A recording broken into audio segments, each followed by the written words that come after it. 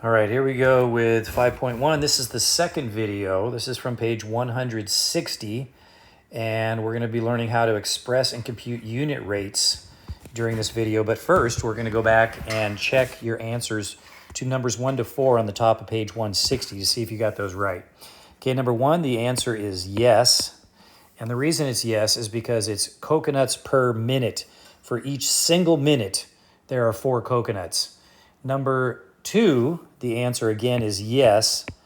And remember, you have to have a single item, one item for one of the 2 or more numbers.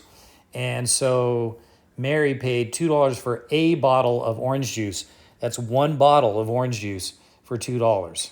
Number 3, basketball team scored 294 in 6 games.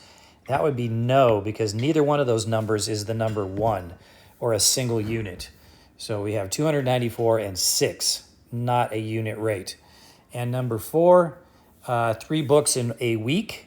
The answer is yes. I have a feeling that some of you put no for that one because you're thinking there's 7 days in a week, but the time that they're using is a week. They're not using days. And it's one single unit or one single week that's being used to find out how many books are read during that period of time. All right, let's take a look at, this should be pretty simple. The problem in the middle of the page on 160, Nick fills 24 bottles in 8 minutes. At what rate are the bottles being filled with water? So we have 24 bottles that get filled in 8 minutes. And this is a rate because these are 2 different units of measurement, bottles and minutes. And I can simplify this the same way I simplify a ratio or a fraction. I can divide both of these numbers by 8, and I end up with getting 24 divided by 8 is 3, and 8 divided by 8 is 1. So my ratio is 3 bottles per minute. I guess that would be 3 BPMs.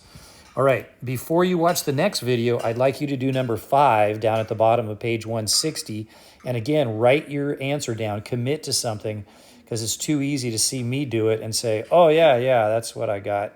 I understood how to do that. But you'll learn from your mistakes, and you'll learn it much more deeply if you try it completely on your own first before you watch the next video.